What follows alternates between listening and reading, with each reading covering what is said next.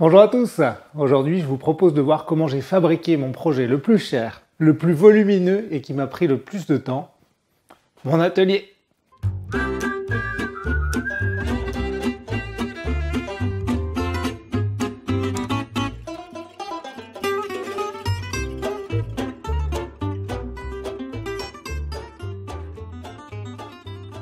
Le projet a débuté en avril 2019 lorsque j'ai acheté une maison. Au départ, l'idée était de faire une extension au garage existant, mais un ami maître d'œuvre m'a convaincu qu'il serait plus judicieux de construire un local séparé de la maison en bas du terrain. Les arguments ? La reprise nécessaire de la charpente du garage, le gain de place, mais aussi l'accès des engins nécessaires. Et c'est le premier conseil que je voudrais partager avec vous.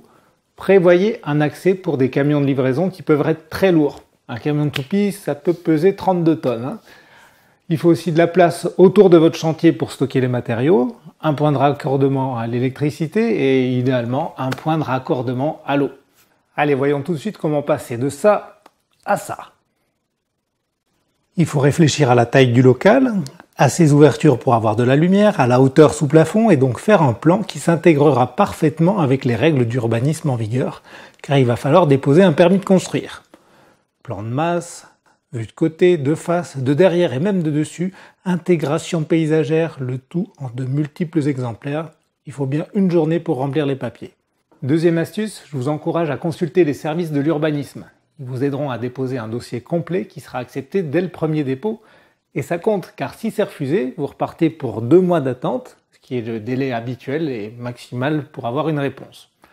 Dans mon cas, on m'a demandé de prévoir une fosse de rétention des eaux de pluie afin de compenser l'imperméabilisation des sols. Et voilà, au moins 1 000 € de supplément, ça commence bien. Ensuite, il a fallu dégager le terrain et déplacer l'abri de jardin.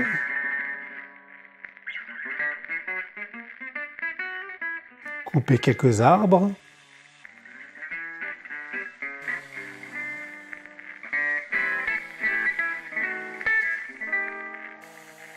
Et évacuer tous les déchets verts.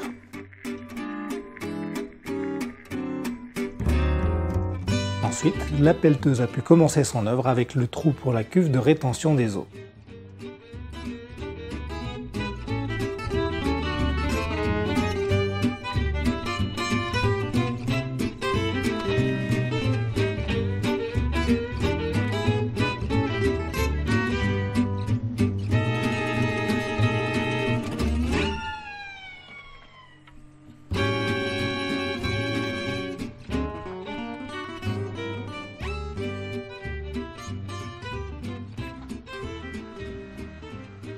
Comme vous pouvez le voir, la solution la plus économique retenue a été de choisir une fosse septique percée sur sa partie supérieure.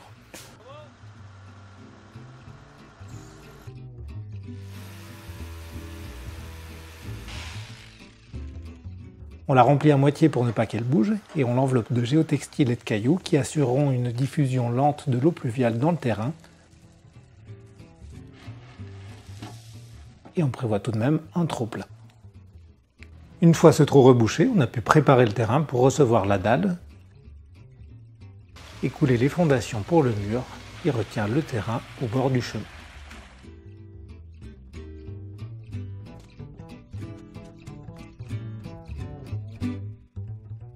Ces quelques parpaings posés, on ajoute des cailloux en dessous de la dalle et un film polyéthylène pour l'étanchéité et pour protéger le béton, et puis on coule. J'ai choisi du béton fibré pour ne pas m'embêter avec de la ferraille, mais ça a failli être un drame. Merci au chauffeur qui s'est rendu compte in extremis que le contenu de la toupie ne correspondait pas au bon de commande. On est allé chercher les fibres, on a laissé malaxer un quart d'heure et on a pu couler et attendre un mois que ça sèche. Largement le temps de s'amuser à déplacer tous les parpaings qui m'ont été livrés 50 mètres trop loin à cause d'une sombre histoire de camion embourbé qu'il a fallu pousser avec la pelleteuse. Ouais, prévoyez des surprises imprévisibles. Bon, le sable que voici a aussi servi pour monter le mur que voilà, et on peut se demander pourquoi avoir monté un mur en parpaing. Eh bien, c'est le mur qui est le plus exposé aux intempéries. Il est prévu aveugle, sans ouverture, et c'était aussi l'occasion d'essayer une autre technique pour pouvoir comparer avec l'ossature bois. De l'autre côté du terrain, il a fallu creuser une tranchée pour faire passer l'électricité, et ça a été l'occasion de se rendre compte qu'à l'époque, ils ne s'embêtaient pas toujours à signaler les gaines de téléphone avec un petit plastique sur le dessus. Des surprises, je vous dis. La connexion électrique a été faite juste après le disjoncteur de branchement du bord de propriété avec des gros borniers qui répartissent l'électricité entre la maison et l'atelier. Quelques livraisons plus tard, j'ai pu commencer la construction des murs en ossature bois avec 2 assistants que vous n'avez encore jamais vus à l'écran. Il suffit de tailler les montants, les traverses, les lisses hautes et basses et d'assembler avec des vis.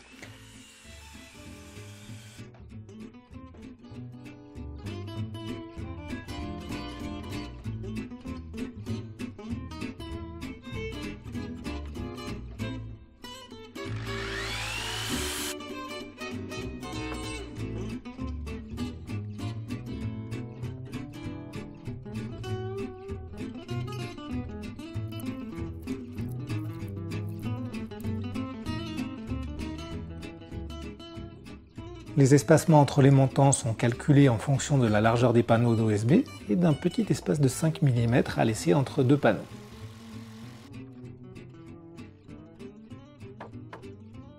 Il ne doit pas y avoir plus de 60 cm entre 2 montants, mais tout ça doit être prévu sur votre plan avant de commencer.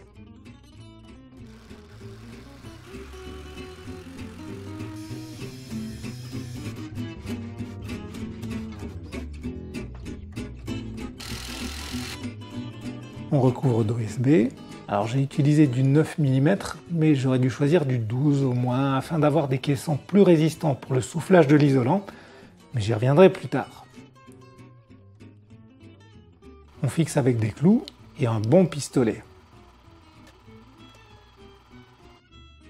Les clous se comptent en milliers, donc oubliez le marteau, mais pas le casque anti-bruit.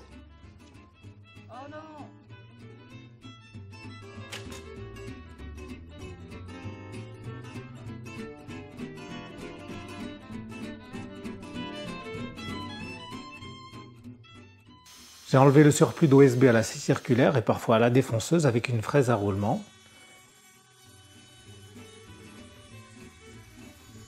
Et j'ai ajouté une bande d'étanchéité en dessous.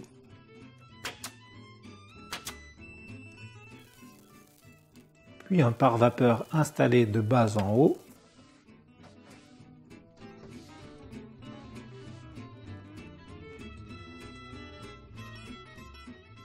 Puis les lithos sur lesquels on clouera le bardage.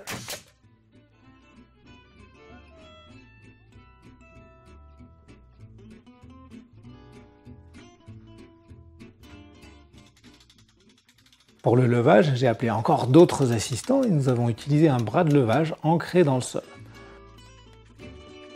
Comme vous pouvez le voir, il nous a été assez facile de lever ce pan de mur de 5 mètres.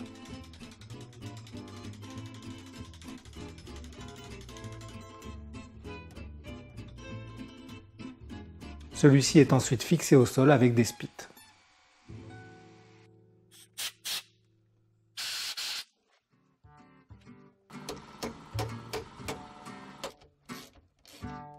Et voici le levage et la mise en place du deuxième pan de mur.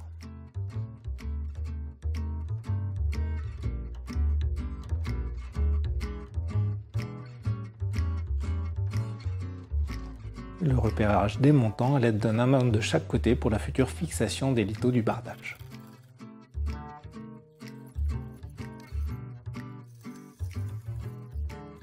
On a levé le dernier pan de mur et fabriqué les pignons en 2 parties, puis bâché le chantier 6 semaines, le temps de réceptionner la charpente. Et oui, encore une petite surprise, la livraison qui devait intervenir avant les vacances n'a pas pu se faire attendre.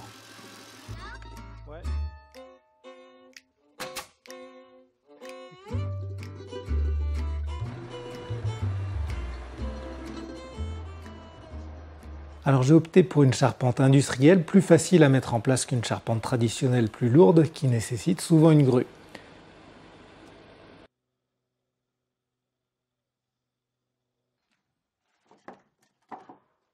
Ici, 2 personnes suffisent pour installer chaque élément.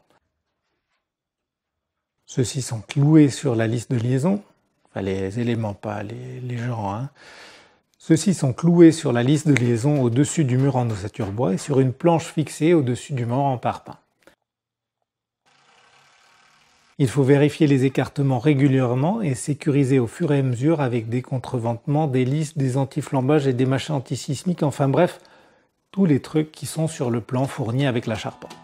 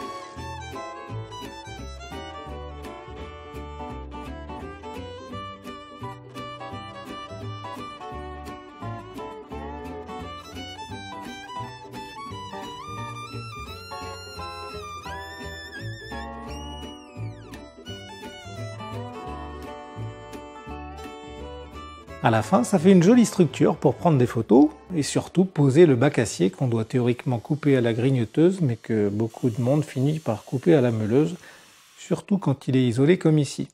L'isolation permet d'isoler bien sûr, mais aussi de manipuler des panneaux plus rigides et qui vont supporter mon poids pour la fixation par-dessus. Remarque très importante pour les novices en bac acier comme moi, même si c'est difficile parce que ça part en petits bouts, il y a un plastique de protection à enlever avant installation. Comme il était super bien collé par les UV sur la plaque du dessus de la pile, j'ai réalisé mon oubli très tard et j'ai perdu quasiment une journée de travail.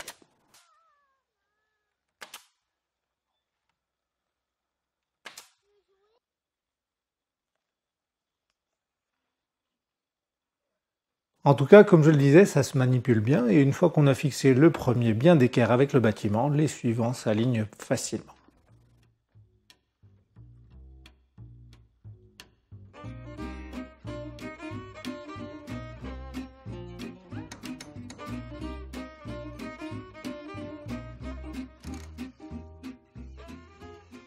Nous voilà donc enfin au sec.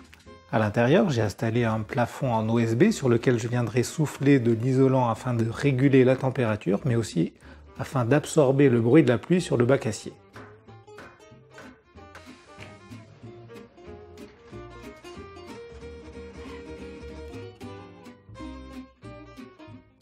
Ensuite, je m'improvise zingueur pour protéger le dessus du mur en parpaing.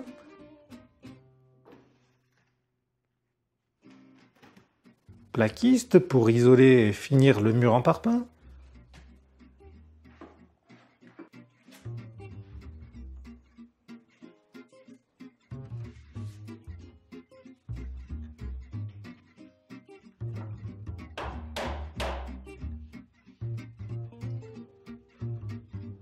Jointeur.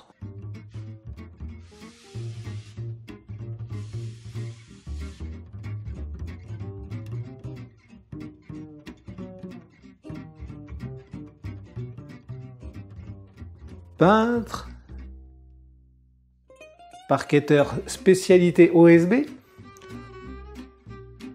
Rezingueur et poseur de fenêtres.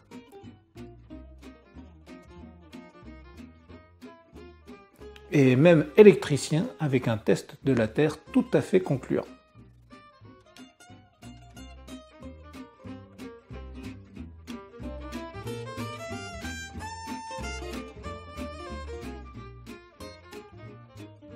Bon, par contre, j'ai laissé le crépi aux gens plus qualifiés et mieux outillés que moi.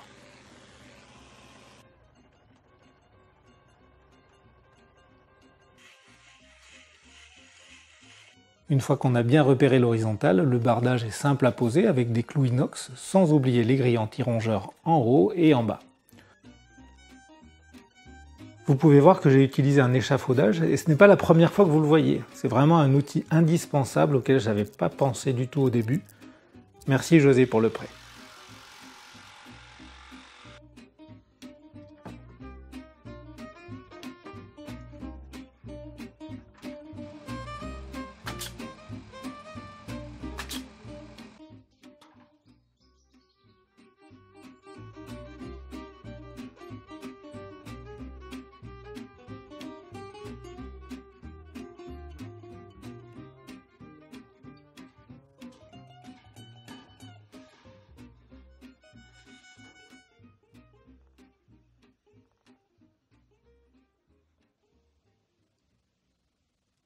J'ai choisi de faire tous mes coins, toutes mes cornières en zinc, car si on dispose d'une plieuse, ça revient moins cher que du bois.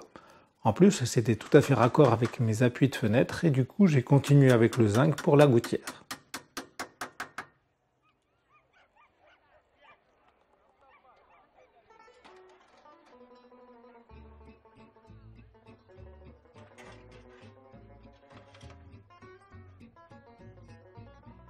Il y a maintenant des mastiques spéciaux qui évitent de devoir faire une soudure, donc c'est très pratique.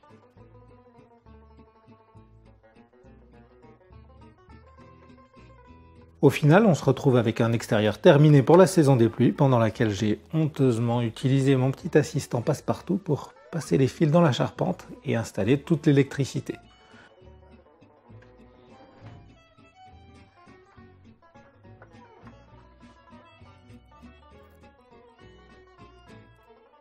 Une quinzaine de prises, volet roulant électrique, nouvelle plaque LED et même un petit chauffage de récupération. Bon, désolé, je n'ai pas de vidéo du déménagement qui m'a donné encore pas mal de travail, mais seulement ces photos sur lesquelles on peut voir que j'ai dû utiliser un palan pour tirer ma dégauchisseuse et ma scie circulaire afin de passer le seuil de la baie vitrée.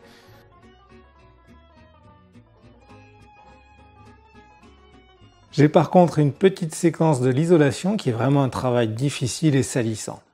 J'ai isolé le plafond avec 30 cm de ouate de cellulose et rempli les caissons des murs, et c'est à ce moment-là que je me suis dit que j'aurais dû mettre de l'OSB de 12 mm car j'ai des caissons qui ont beaucoup gonflé sous la pression de l'isolant, qui m'a obligé à mettre un réseau de tasseaux sous mon lambris que j'avais initialement prévu de clouer directement sur l'OSB. Le lambris n'est pas indispensable, bien sûr, mais ça fait plus joli pour les vidéos et une éventuelle revente. J'ai remonté mon système d'aspiration, réglé les machines, et je me retrouve enfin avec un bel atelier tout neuf, isolé, d'une surface intérieure de 48 m² pour un prix total d'environ 23 000 €, auquel il faudra encore ajouter la taxe d'aménagement. Vous pouvez télécharger le détail des frais sur le site. Alors bien sûr, je n'ai pas compté mon travail, ni celui de mes assistants, et ça m'aura pris environ 3 mois de travail effectif, réparti sur une période de 8 mois, dont 5 semaines avec mon père que je remercie chaleureusement ici, et sans lequel je n'aurais pas pu faire tout ça. Merci papa, on a transpiré, on a bossé, mais on l'a fait. Merci aussi à maman, à Sylvie qui ont assuré la logistique et remonté le moral, à Antoine, à Romain pour ses plans et ses conseils, à un autre Romain pour le prêt du matériel et aussi ses conseils, à José pour son boulot et son indispensable échafaudage, à Carlos, à Fernand, aux livreurs pour leur belle marche arrière, et tous ceux que j'oublie, merci beaucoup.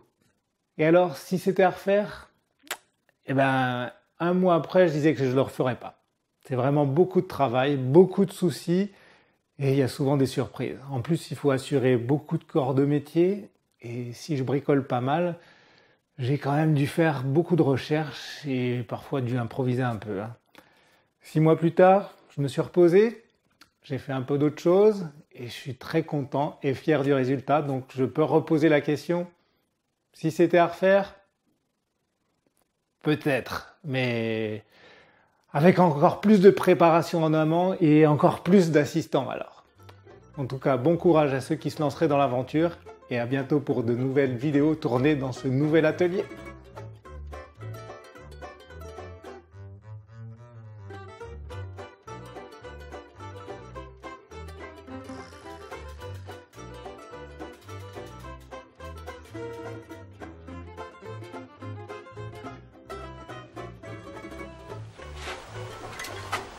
T'as déjà fait le tour?